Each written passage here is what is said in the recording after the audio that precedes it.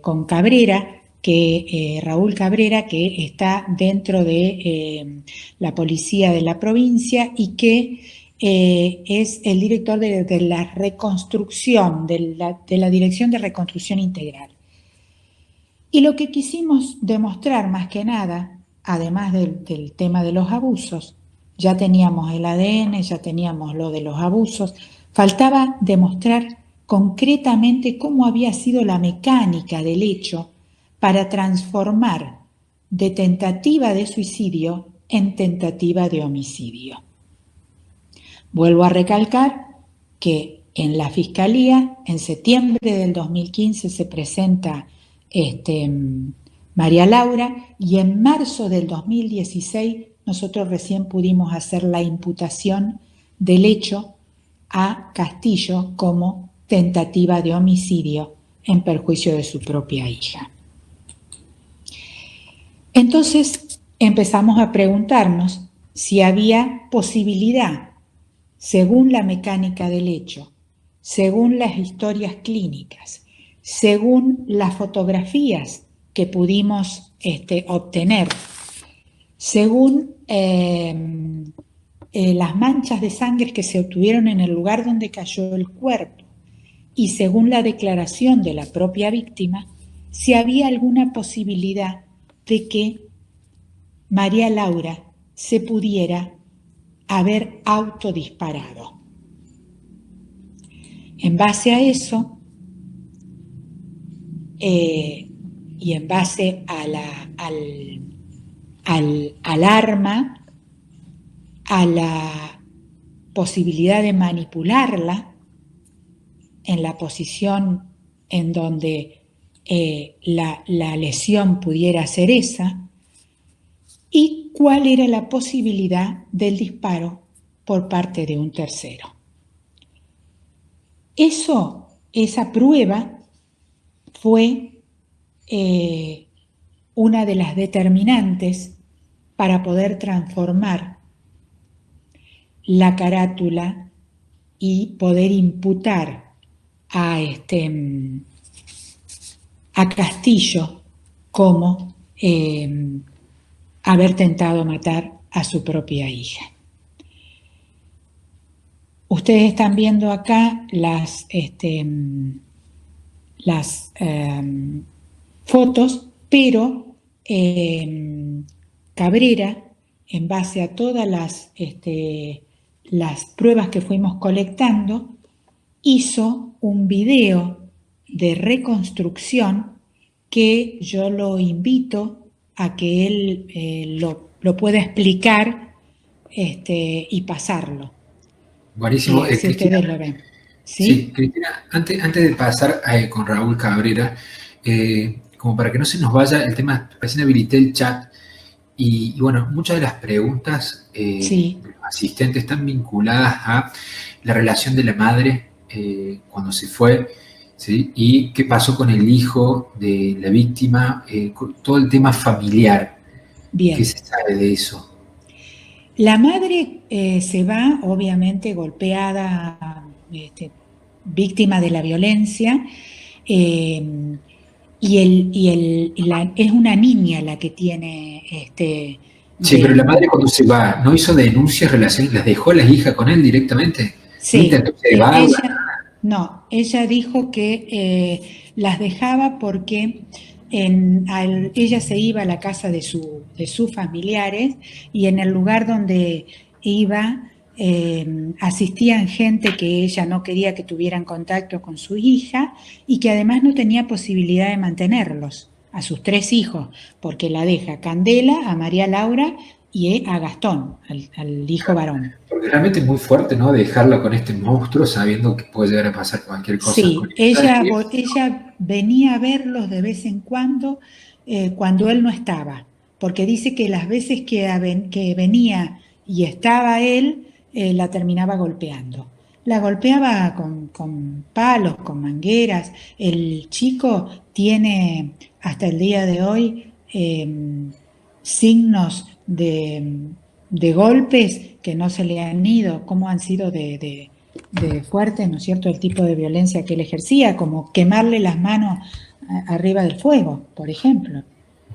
Igual que te puedo asegurar que los golpes psíquicos que han tenido esos niños han sido más fuertes que los físicos. Exactamente, y es lo que dicen las psicólogas en su momento, por qué no han podido denunciar, por qué, por ejemplo, Candela estuvo 5 años diciendo que en realidad era su hermana la que se había autodisparado cuando sabía perfectamente que había sido el padre.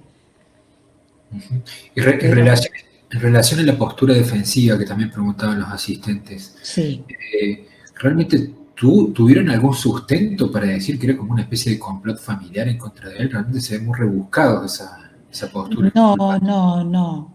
No, él dice, el defensor decía que en realidad se había puesto de acuerdo toda la familia para perjudicarlo a él, que habían venido en manada, esa es la forma de decir, y se dirigía, en realidad tuvo un llamado de atención, incluso con la cámara, el defensor, por la forma despectiva y de mala manera que se dirigía no solo a las víctimas, sino también a las profesionales psicólogas que intervinieron en el caso.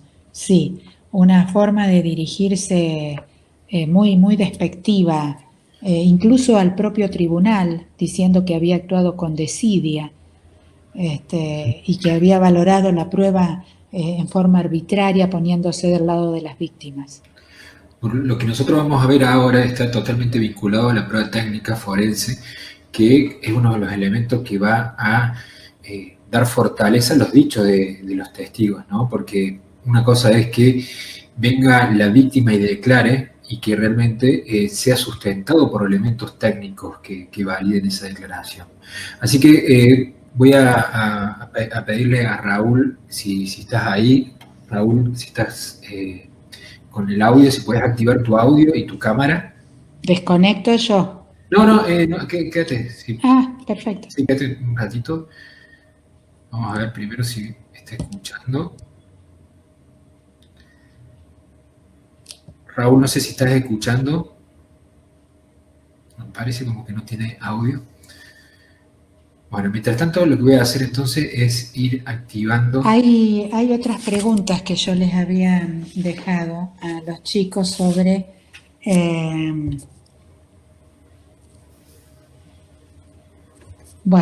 sobre las pruebas que fueron determinantes para condenar al imputado, qué es lo que piensan. A ver, vamos a ver viendo qué es lo que manifiestan. Las pruebas que creen ellos que fueron determinantes. Claro, le falta el último video, pero bueno, por ahí ellos Bueno, ya vamos a ir saben que viendo. hubo una reconstrucción integral del hecho. Ahí parece que se está uniendo.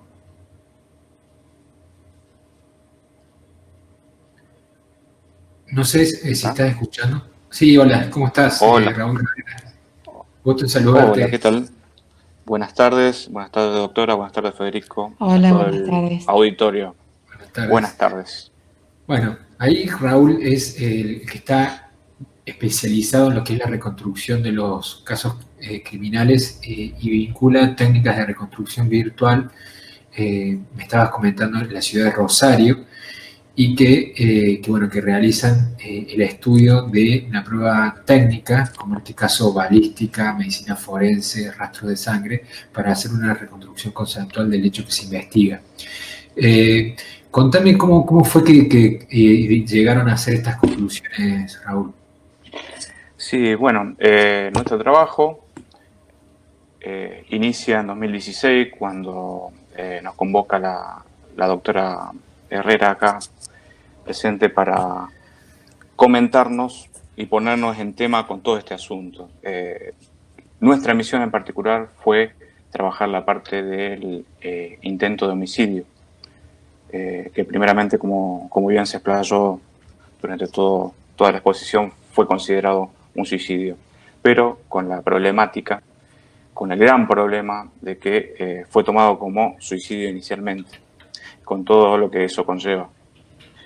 Tuvimos que ver qué había de objetivo para reconstrucciones integrales, para esta sección que está a mi cargo.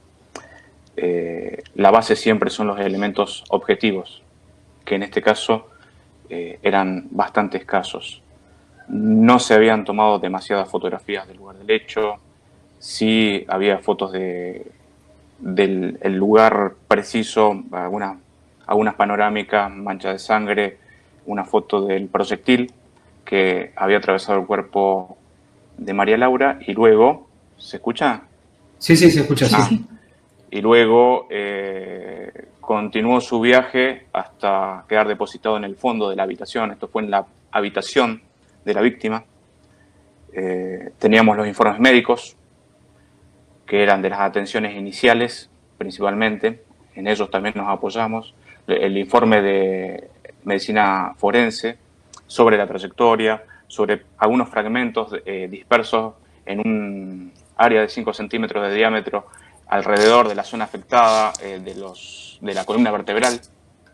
Teníamos la trayectoria, gracias a eso, la cual era de adelante hacia atrás, de izquierda levemente a derecha y de arriba levemente hacia abajo.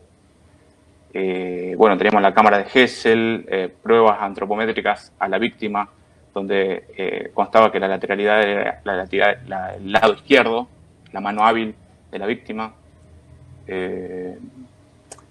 Teníamos una planimetría muy escueta que hacía constar solo la habitación y ni siquiera el resto de la casa, con lo cual estábamos con escasísimos elementos como para llegar a hacer una reconstrucción integral total de la secuencia, pero sí suficientes como para poder emitir una opinión profesional respecto a nuestro parecer en cuanto a la mecánica del hecho. Siempre tratando de dejar sin. ¿Fotos a la víctima? ¿Tenían fotos de la víctima? No contamos con fotos de la víctima. Porque ese es un punto interesante, el tema de la mano, ¿no? Porque si cierran una causa por suicidio, el tema del backspatter, los rastros de sangre en la mano de la chica tendrían que estar. Bueno, acá tenemos el caso de que como sobrevivió, primó salvar la vida de la víctima y seguramente que con las primeras atenciones se perdieron muchas de esas evidencias. Incluso para nosotros hubiese sido muy importante el tema de residuos de disparo en prendas, con lo cual podríamos haber tenido algún análisis que permita determinar la distancia de disparo. En este caso fundamental, porque uno de los puntos sobre los que nos tuvimos que pronunciar es sobre la distancia de disparo. Y bueno, ahí tuvimos que argumentar nuestra preferencia por la hipótesis de la Fiscalía, la hipótesis del intento de homicidio, basándonos en un argumento de ausencia de elementos. Y esto específicamente de los signos periorificiales alrededor del ingreso. El ingreso se dio en la base del cuello, levemente a la izquierda. En el caso de que la víctima se hubiera autodisparado, deberíamos haber tenido algunos elementos alrededor del orificio de entrada que no fueron observados ni tampoco hechos constar en las primeras atenciones médicas. Bueno, eso fue fundamental también para emitir nuestra opinión. Ya no digo hipótesis, porque faltaban muchos elementos como para plantearla en forma concreta y con más peso. Pero sin embargo, creo que ahí es importante el compromiso, ¿no es cierto? El compromiso con nuestra profesión. Decir hasta dónde llega nuestra capacidad de pronunciarnos como peritos. Uno de los puntos que me interesaría, que de hecho ahora cuando termine esta clase lo voy a revisar porque tenemos la sentencia, que ustedes ya la tienen disponible en el link que les pasé recién, donde están las grabaciones, ya está cargada la sentencia, Me encantaría saber con detalle qué fue lo que dijo el policía que llegó a la escena del crimen. Nosotros ayer tuvimos un caso, no sé si ustedes lo pudieron presenciar, estoy preguntando ahí a los docentes si pudieron presenciar la clase de ayer, en el cual el oficial Díaz, que llegó al escenario del suceso, da cuenta de montones de irregularidades para que realmente sea un suicidio. Y eso fue lo que abrió un poco los ojos a la investigación posterior. A mí me interesaría saber los policías que llegaron a este hecho, cuál fue el aporte que dieron, ¿no? Hay un policía que declara. Ajá, Sí, creo que nada, lo que... no dice nada. No dice nada, me imagino. No, dice nada más que llegaron y que encontraron en la habitación un desorden, que es el que vemos en la foto, y el arma estaba en la repisa. O sea, alguien la levantó y la puso en la repisa o alguien la dejó en la repisa, no estaba ni siquiera en el suelo. El caso estaba archivado, o sea, lo tuviste que desarchivar. Exactamente. Wow, o sea, realmente, ¿no? ¿Cómo se había salvado esta persona? Es más, a María Laura nunca le tomaron declaración en ese caso, a pesar de que estaba viva. No había declaración. No. Bueno, originalmente estaba inconsciente. Creo que encontraron al padre trasladando a la víctima en sus brazos, sí, y se abocaron de lleno a preservar su vida, por lo cual ahí es donde se produce el error. No tomar el hecho como el más grave, sino como el aparente. No tomarlo como tentativa de homicidio, sino como tentativa de suicidio, que es lo que nunca tenemos que hacer, claro. Exacto. Por eso yo siempre digo de que uno tiene que posicionarse en su rol. O sea, antes, cuando era una investigación por parte del juez, que en principio tendría que ser imparcial, bueno, él puede elegir si va para el homicidio o suicidio. Ahora el fiscal tiene que decir, esto fue un homicidio, una tentativa de homicidio. Yo tengo que buscar todos los elementos que me acrediten. Si no conseguí ninguno, lo voy a desestimar, pero inicialmente tiene que enfocarse en procurar obtener estos elementos. Ubiquémonos en el tiempo, recordemos que esto es 2013, todavía no estaba instalado el sistema penal acusatorio, ¿verdad? O estamos en transición. Era todo, sí. Así que eso tiene bastante que ver. Eso es lo que yo lo aclaré. Esto estaba a cargo del juez de instrucción. Claro, bueno, eso es otra cosa, realmente la importancia de un sistema acusatorio adversarial, ¿no? Exacto. Contanos, Raúl, ¿qué es lo que vamos a ver en el video? Bueno, el video es un video muy breve, un video que tan breve y tan esencial como la prueba que había para trabajar en ¿Cuántas personas trabajaron y si lo trabajaron de forma interdisciplinaria? Es decir, que consultaron al balístico o al médico forense para hacer esa recreación animada. Sí, la sección Reconstrucciones Integrales ya tiene una historia, desde el 2003 funciona. Desde el 2009 yo estoy ahí trabajando, esto llegó a nosotros en 2016 cuando yo ya me hacía cargo, y la forma de trabajo a partir de esa etapa fue interdisciplinaria, en equipo de trabajo. Trabajamos 3 peritos a mi cargo y por supuesto con consulta permanente con las demás áreas profesionales. Máximo en este caso que había tanta escasez de elementos objetivos, ¿no es cierto?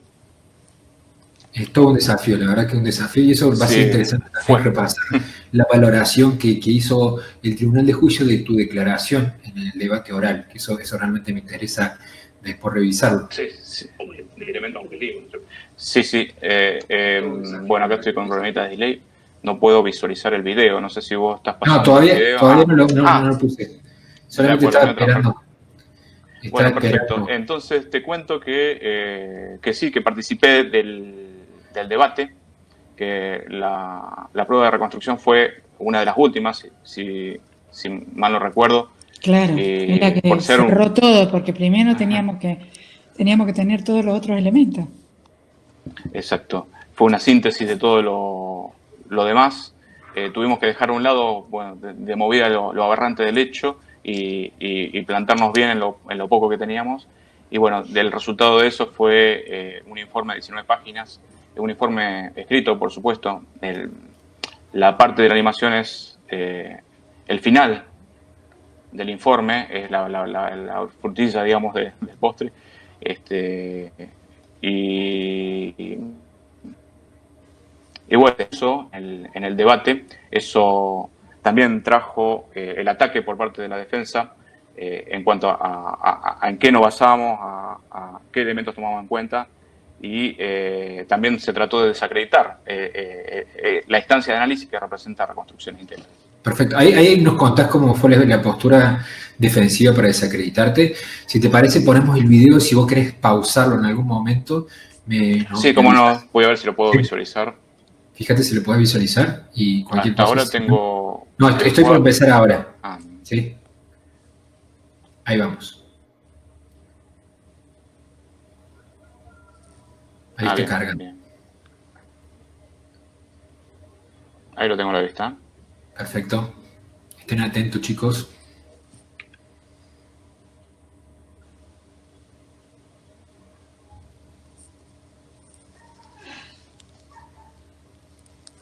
Bueno, se ve que se está cargando. Ahí en lo pronto se ve la trayectoria que vista desde arriba del proyectil al ingresar al cuerpo.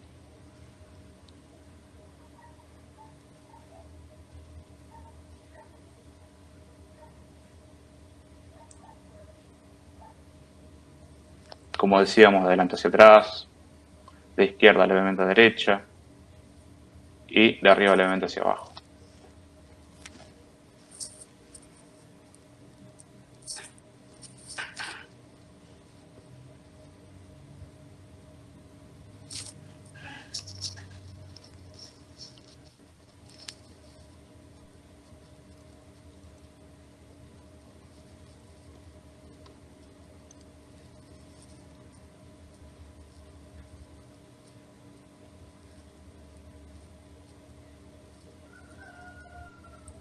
Buenísimo. Ahí se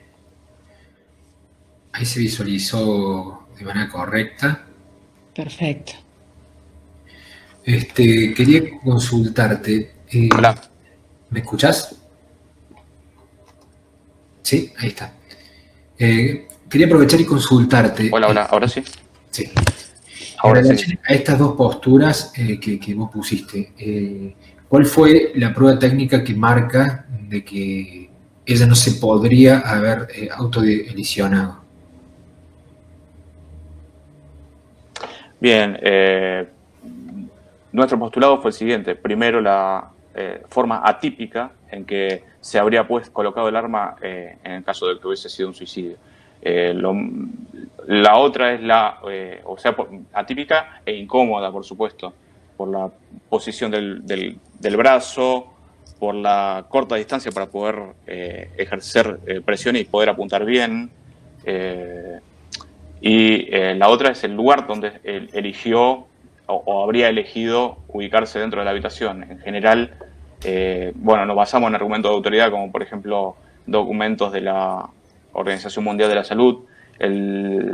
Lo típico en los casos de suicidio femenino son medios menos violentos, como por ejemplo veneno o usar elementos cortantes, cortarse las venas y ese tipo de cosas. No es lo más típico que se emplee un arma de fuego. Y por otro lado, como lo mencionaba anteriormente, la ausencia de elementos periorificiales,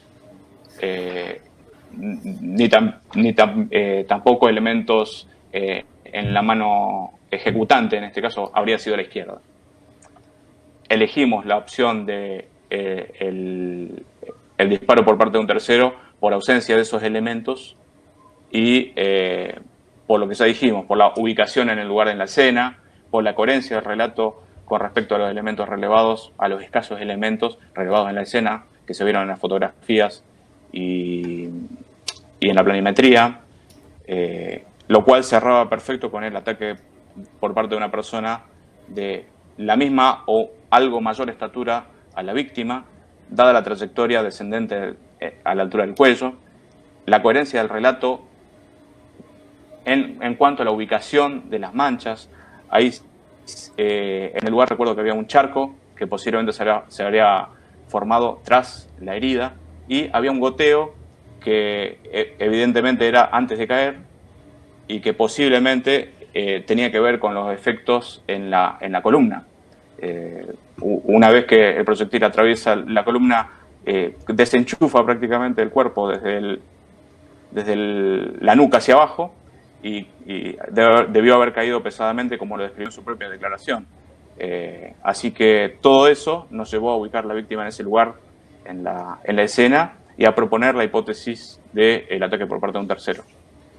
Bueno, qué interesante el tema de el análisis probatorio que ustedes hicieron, pero sobre todo porque es muy poquito los elementos técnicos que uno contaba, y pasó mucho tiempo, qué dificultad, por eso es lo que me interesa la lectura de la sentencia.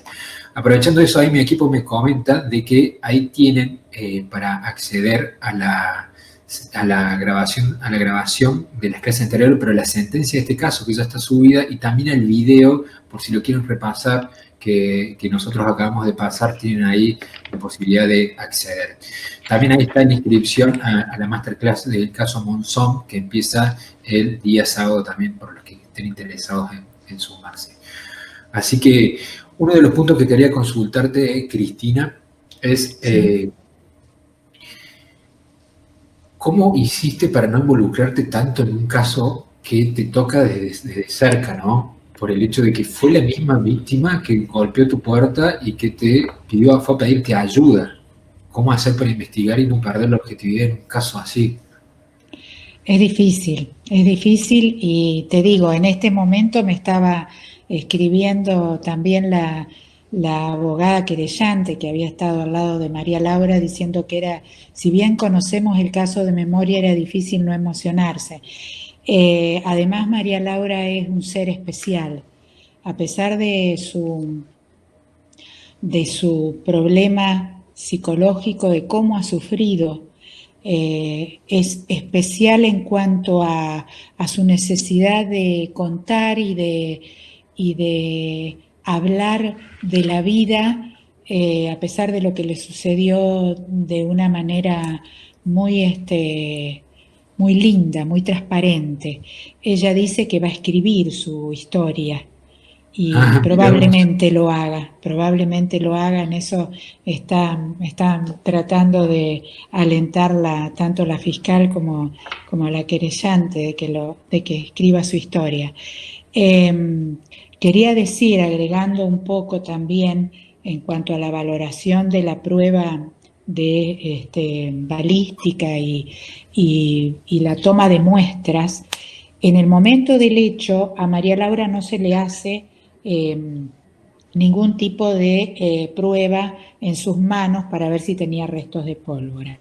Ninguno de los médicos que la revisa en el momento del hecho habla de que ella tuviera en su cuello, en el lugar del disparo, ni signos de ahumamiento o de tatuaje propio de haberse colocado el revólver encima. Era un revólver de bastante tamaño y bastante difícil de manipular por una chica tan flaquita, tan delgada y débil.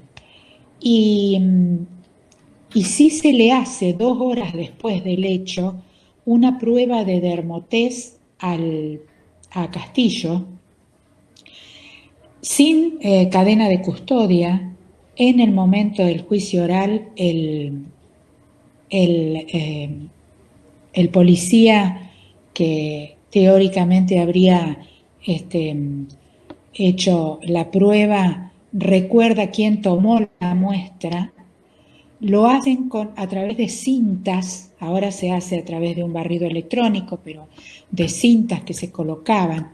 Nadie pudo acreditar si esas cintas no habían sido tocadas, si alguien las había manipulado, y el propio policía no llega a poder reconocer la firma propia en el informe, de manera que quedó descartado, pero le daba negativo a Castillo. Obvio que fue 2 horas después, Castillo se había ido a su casa, había andado por todos lados, o sea que tampoco era una prueba determinante. ¿Declaró en el juicio? Sí, él sí. Dijo que en realidad, obviamente, que ella se había disparado sola, que no la podía dominar, que era una chica rebelde y que lo había hecho porque sabía, él le había enseñado a tirar con ese arma para defenderse y que lo había hecho para castigarlo a él y porque dijo algo increíble, que el diablo la había tentado. Eso dijo. Bueno. Escúchame, Cristina, vos me comentaste de que, bueno, recién comentabas de que también siguió abusando de su otra hija, pero también seguía abusando después de cuando ella Sí. estaba parapléjica. ¿Cómo fue eso?